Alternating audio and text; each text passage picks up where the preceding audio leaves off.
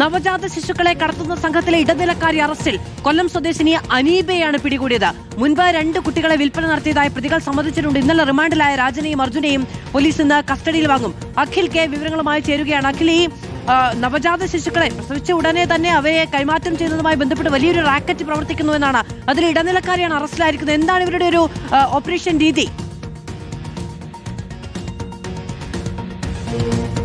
മാധുവിന് പിന്നിൽ ഒരു വലിയ സംഘമുണ്ട് എന്ന് തന്നെയാണ് എന്തായാലും പോലീസ് സംശയിക്കുന്നത്. അത് കേന്ദ്രീകരിച്ചുള്ള അന്വേഷണം നടക്കുകയും ചെയ്യുന്നത്. അതിനാലാണ് ഇന്നലെ രാത്രി ഇത്തരത്തിൽ കൊല്ലം സ്വദേശിനെ അനീബയെ പിടികൂടിയിരിക്കുന്നത്. അതായത് നിലവിൽ ഇപ്പോൾ പിടികൂടിയിരിക്കുന്നത് ഈ അസം സ്വദേശിനിയായ 7 മാസം ഗർഭിണിയായ കുഞ്ഞിനെ വിൽക്കാൻ അല്ലെങ്കിൽ പ്രസവശേഷം വിൽക്കാൻ ഒരു ധാരണ ഉണ്ടാക്കി വെച്ചു എന്നുള്ളതാണ്. അതിൽ ഈ അനീബയ്ക്ക് കൃത്യമായ പങ്കുണ്ട്. അനീബയാണ് ഇതിന്റെ ഇടനിലക്കാരി എന്ന് തന്നെയാണ് പോലീസ് പറയുന്നത്. പക്ഷേ വിശദമായ ചോദ്യം ചെയ്യലും മറ്റു കാര്യങ്ങളും എത്തേണ്ടതുണ്ട്. ഇന്നലെ പിടിയിലായ ഈ രാജനും അർജുൻ, ഈ 2 പേരുടെ ചോദ്യം ചെയ്തതിലുമാണ് അനീബയിൽ പോലീസ് എത്താൻ കഴിഞ്ഞിരിക്കുന്നത്. അനീബയെ വിശദമായ ചോദ്യം ചെയ്തതിലൂടെ തന്നെ കൂടുതൽ ആളുകളേക്ക്, അതായത് ഈ കുട്ടിയെ വാങ്ങുന്നുണ്ടെങ്കിൽ ഈ വാങ്ങുന്നതിന്റെ ആ കുട്ടി ആർക്ക് വേണ്ടിയാണ് വിൽക്കുക അല്ലെങ്കിൽ ആർക്കാണ് കൈമാറുക എന്ന തുടങ്ങിയ കാര്യത്തിലെ വ്യക്തതവരെങ്കിൽ അനീബയെ വിശദമായി ചോദ്യം ചെയ്തുകൾ വേണം. അതിലൂടെ എത്താൻ കഴിയുമെന്ന പ്രതീക്ഷയിൽ തന്നെയാണ് പോലീസ് മുന്നോട്ട് പോകുന്നത്.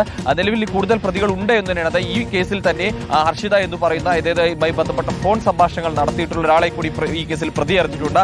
അറസ്റ്റിലേക്കോ മറ്റു കാര്യങ്ങളിലേക്കോ കടന്നിട്ടില്ല എന്ന് മാത്രമാണ്. പക്ഷേ ഇവരെ, അതായത് ഈ അസാമിൽ നിന്ന് അസം സ്വദേശി 21 വയസ്സുകാരെ കേരളത്തിലേക്ക് എത്തുന്നതിനിടയിൽ ഫോണുമായി ബന്ധപ്പെട്ടത്, നിരന്തരമായി ഫോണിൽ ബന്ധപ്പെട്ടത് ഈ ഹർഷിതയാണ് എന്നാണ് പോലീസ് കണ്ടെത്തിയിരിക്കുന്നത്. അങ്ങനെ ആ കാര്യങ്ങളൊക്കെ തന്നെ മുന്നോട്ട് പോവുകയും ചെയ്യുന്നുണ്ട്. എന്തായാലും ഈ നിലവിൽ ഇപ്പോൾ ഈ 2 പ്രതികൾ, അതായത് അർജുനും രാജനും തമിഴ്നാട് വെച്ച് അല്ലെങ്കിൽ 2 കുഞ്ഞുങ്ങളെ ഇത്തരത്തിൽ കൈമാറിയിട്ടുണ്ട് അല്ലെങ്കിൽ വിൽപ്പന നടത്തിയിട്ടുണ്ട് എന്നൊരു മൊഴി നൽകിയിട്ടുണ്ട്. പക്ഷെ അതിലൊക്കെ തന്നെ കൃത്യമായ വ്യക്തത വരേണ്ടതുണ്ട്. ആർക്കാണ് കൈമാറുന്നത്, എവിടെ നിന്നാണ് കൈമാറുന്ന കാര്യത്തിലൊക്കെ തന്നെ വ്യക്തത വരേണ്ടതുണ്ട്. ഈ കാര്യങ്ങളൊക്കെ തന്നെ വിശദമായി ചോദ്യം ചെയ്യുന്നതിന് വേണ്ടിയിട്ടാണ് എന്തായാലും കസ്റ്റഡിയിൽ ആവശ്യപ്പെടുന്നത്. കസ്റ്റഡിയിൽ വാങ്ങിക്കഴിഞ്ഞാൽ വിശദമായ ചോദ്യം ചെയ്യലിലൂടെ തന്നെ കൂടുതൽ കാര്യങ്ങളിലേക്ക് എത്താൻ കഴിയും, കൂടുതൽ പ്രതികളിലേക്ക് എത്താൻ കഴിയും എന്ന് തന്നെയാണ് എന്തായാലും പോലീസും കൃത്യമായത് പാലാ ഡിവൈഎസ്പി നേതൃത്വത്തിലുള്ള പ്രത്യേക അന്വേഷണ സംഘമാണ് ഈ കേസ് അന്വേഷിക്കുന്നത്.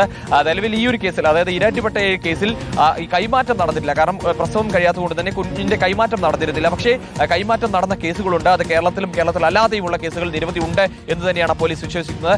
അത്തരത്തിലുള്ള കാര്യങ്ങളിലേക്ക് എത്താൻ കഴിയും, ഈ റാക്കറ്റിനെ പൂർണ്ണമായി പിടികൂടാൻ കഴിയുമെന്ന് തന്നെയാണ് പോലീസ് വ്യക്തമാക്കുകയും ചെയ്യുന്നത്. എന്തായാലും ഇപ്പോൾ നിലവിൽ ഈ കേസിൽ 3 പേരുടെ അറസ്റ്റാണ് നിലവിൽ ഇതുവരെ രേഖപ്പെടുത്തിയിരിക്കുന്നത്. ഇനിയും കൂടുതൽ പ്രതികളിലേക്ക് എത്താനുണ്ട്. ഹർഷിത അടക്കമുള്ള പ്രതികളുടെ വരും ദിവസങ്ങളിൽ അറസ്റ്റിലേക്ക് അടക്കം പോകുമെന്ന് തന്നെയാണ് പോലീസ് വ്യക്തമാക്കുകയും ചെയ്യുന്നത്. മാധു, അഖിൽ കെ ആണ് വിവരങ്ങൾ നൽകിയത്. നവജാത ശിശുക്കളെ കൈമാറ്റം ചെയ്തതുമായി ബന്ധപ്പെട്ട റാക്കറ്റിലെ ഇടനിലക്കാരിയാണ് ഇപ്പോൾ പിടിയിലായിരിക്കുന്നത്.